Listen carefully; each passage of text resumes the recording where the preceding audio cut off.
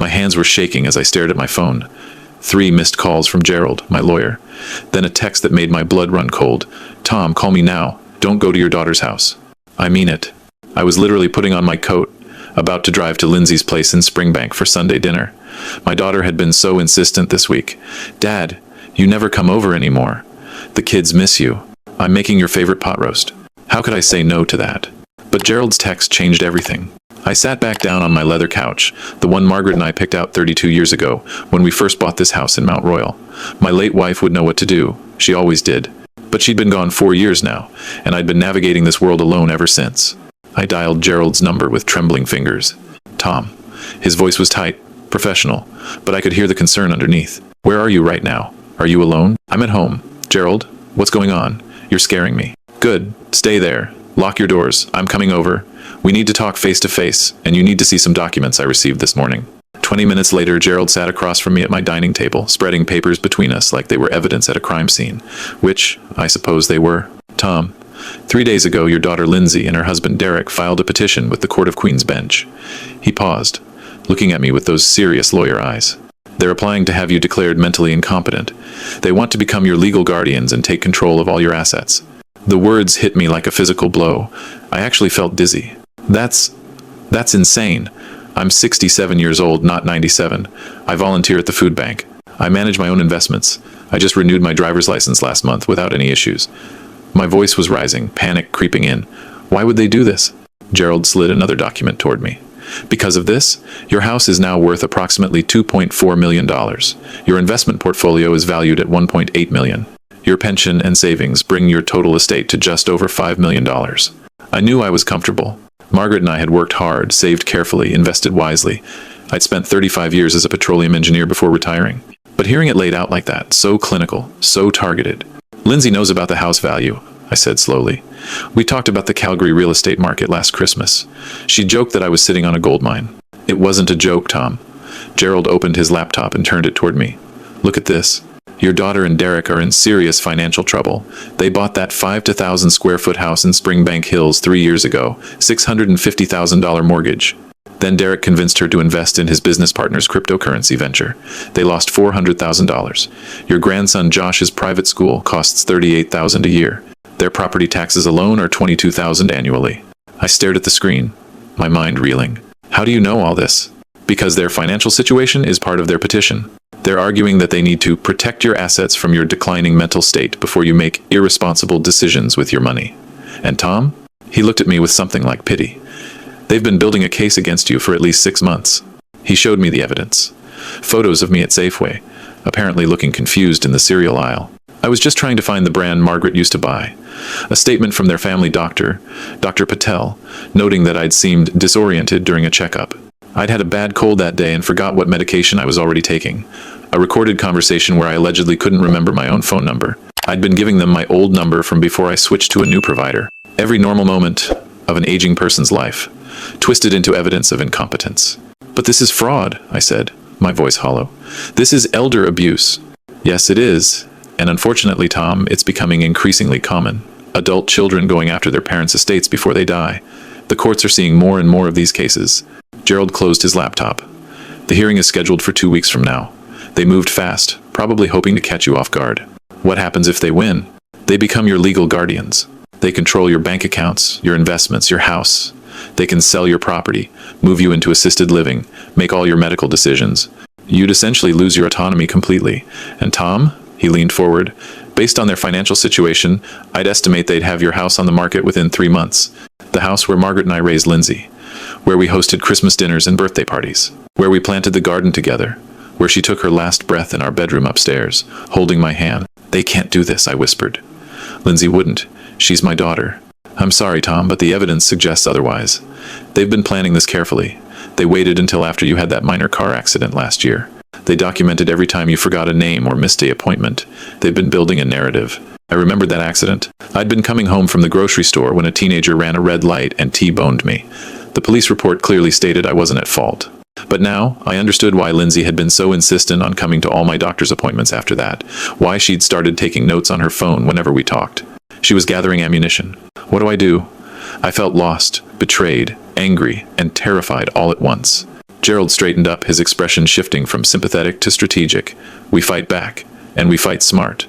But Tom, I need to know, are you prepared for what this might mean? This isn't just a legal battle. This is going to tear your family apart. I thought about Lindsay as a little girl, how she'd climb into my lap and ask me to read her bedtime stories. How she'd cried at Margaret's funeral, holding on to me like I was her anchor. How she'd told me she loved me just last week. But then I thought about what she was trying to do now. The betrayal, the calculated deception, the willingness to destroy her own father's dignity and independence for money. Tell me what we need to do. Gerald smiled, but it wasn't a happy smile. It was the smile of a lawyer who'd just been given permission to go to war. First, we're going to document everything. Starting now, you're going to keep a detailed journal. What you do every day, who you talk to, every coherent decision you make. I want timestamps, details, evidence that you're of sound mind. Okay. Second, we're going to get you evaluated by an independent psychiatrist. Not your family doctor who they've already influenced, but a specialist in geriatric mental health. Someone who can testify that you're cognitively sound. Fine. Third, and this is crucial, Tom, you can't let them know that you know. You need to act normal. If they realize we're onto them, they might accelerate their plans or destroy evidence. That dinner invitation suddenly made horrible sense. They wanted me there tonight for a reason, didn't they? I suspect they planned to have you sign something, maybe a power of attorney document slipped in among other papers. Just some routine financial planning, Dad. Or they might have staged something, recorded you having a confused episode to use as additional evidence. The manipulation was breathtaking. How could she do this to me? The words came out broken, and I realized I was crying. 67 years old, and my own child had reduced me to tears. Gerald put a hand on my shoulder. I've been practicing law for 30 years, Tom. I've seen this too many times. Money changes people, or maybe it reveals who they really were all along. Over the next week, I followed Gerald's instructions to the letter. I kept detailed journals, noting everything from my morning crossword puzzle times to my volunteer shifts at the Calgary Food Bank. I met with Dr. Sarah Chen, a geriatric psychiatrist who put me through a battery of cognitive tests. I scored well above average for my age group. Mr. Morrison, Dr. Chen said after our third session, I can state with complete professional confidence that you show no signs of cognitive decline, dementia, or mental incompetence. Your memory is excellent, your reasoning is sharp, and your judgment is sound. In fact, you're sharper than many people half your age. But the hardest part was pretending everything was normal with Lindsay. She called me on Wednesday. Dad, I'm so sorry about Sunday. Derek's mother had a fall, and we had to rush over. Can we reschedule for this weekend? Of course, sweetheart, I said, the endearment tasting like ash in my mouth. Is she okay? Oh, she's fine. You know how dramatic she can be. Lindsay laughed, that familiar sound I'd loved my whole life. Actually, Dad, while I have you, Derek, and I wanted to talk to you about setting up a trust. You know, for estate planning. Just to make sure everything's organized in case. Well, you know, we're not getting any younger. She was still trying. Even knowing I had a lawyer, even with the court date approaching, she was still trying to manipulate me into giving her legal control. That sounds like a good idea, I said carefully. Let me think about it. Don't think too long, Dad. These things are time sensitive. You never know what might happen. Was that a threat? I couldn't even tell anymore. That night my grandson Josh called me. He was 15, a good kid, or at least I thought he was. Grandpa Tom, can I come over? I need to talk to you. Alone. Of course, Josh. Is everything okay?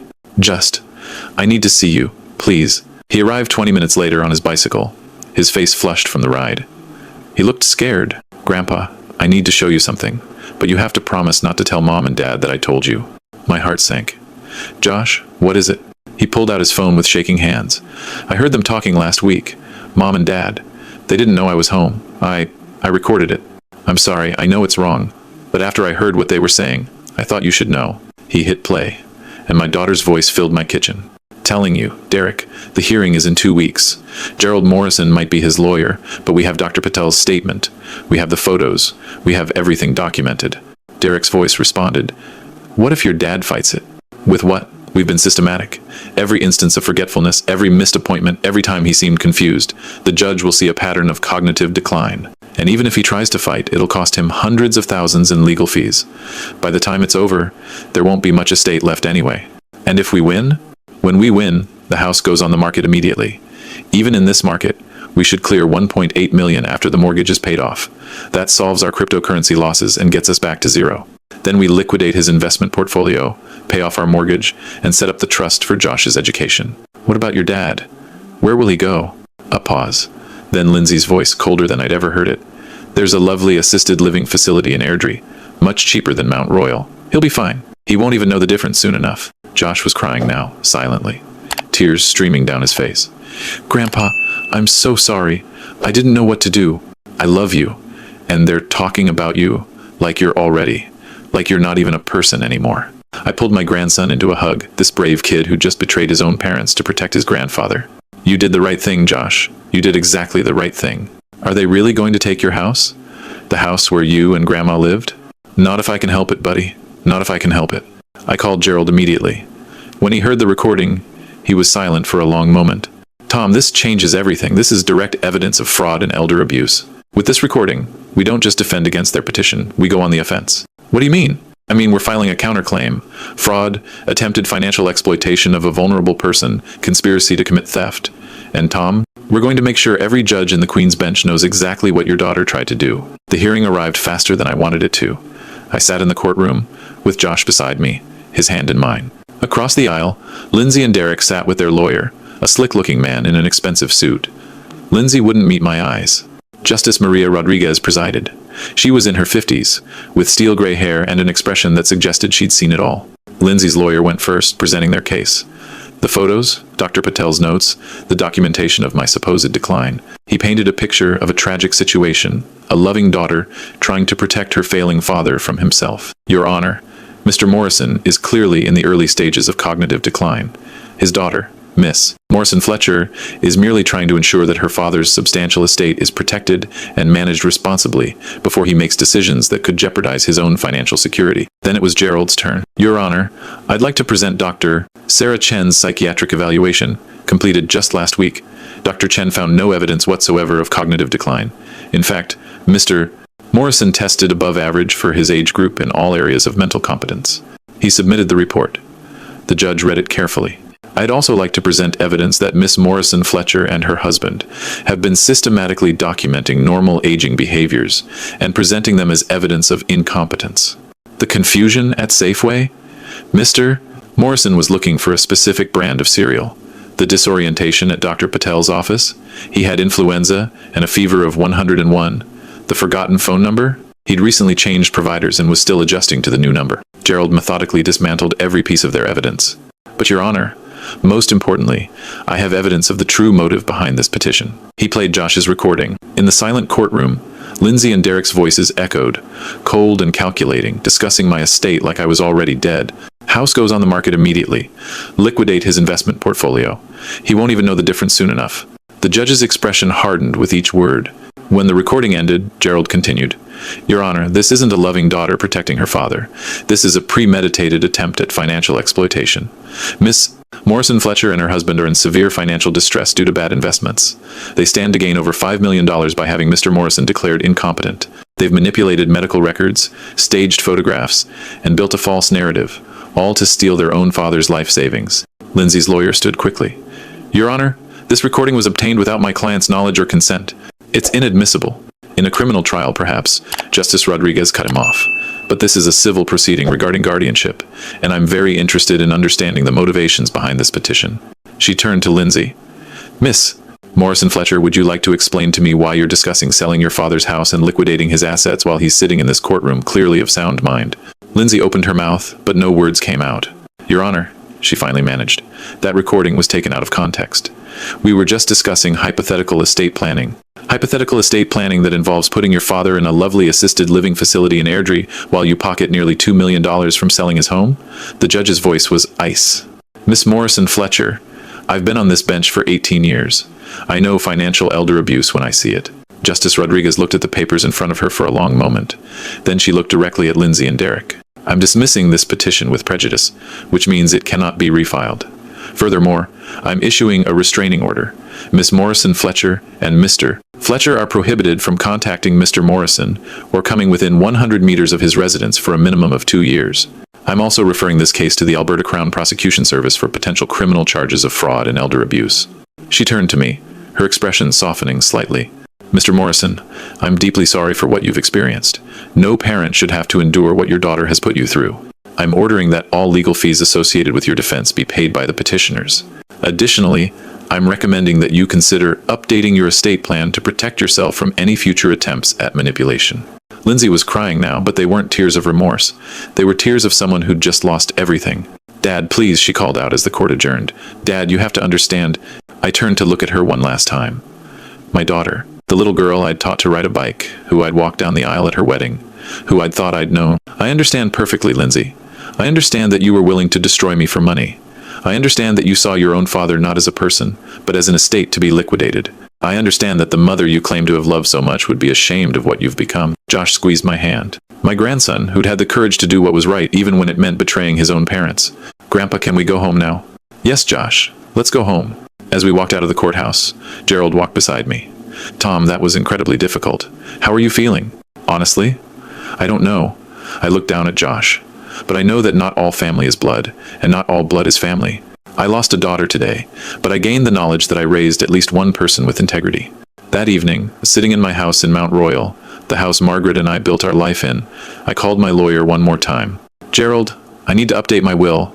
The house, the investments, everything. I want to set up a trust for Josh's education and future. Lindsay gets nothing. Not $1. She made her choice." "Are you sure, Tom? That's permanent." "I'm very sure." "And Gerald? I want it explicitly stated why. I want the will to detail exactly what she tried to do, so that if she ever tries to contest it, a judge will know the full story. Consider it done." Josh moved in with me a week later. His parents had kicked him out when they realized he'd recorded them, 15 years old, and they'd chosen money over their own son. But I had a big house and a bigger heart, and Josh needed someone who'd put him first. We established a new routine: breakfast together before school, homework at the dining table, weekend trips to the mountains. Josh helped me in the garden, planting vegetables where Margaret used to grow her roses. "Grandpa?" he asked one Saturday morning as we were pulling weeds. "Do you ever forgive her?" "Mom, I mean?" I sat back on my heels, considering the question carefully. Forgiveness isn't about them, Josh. It's about not letting their actions poison what's left of your life. Do I forgive what your mother tried to do? No. Will I ever have a relationship with her again? Probably not. But I won't spend my remaining years consumed by bitterness. I've got too much living left to do. And now I've got you to help me do it.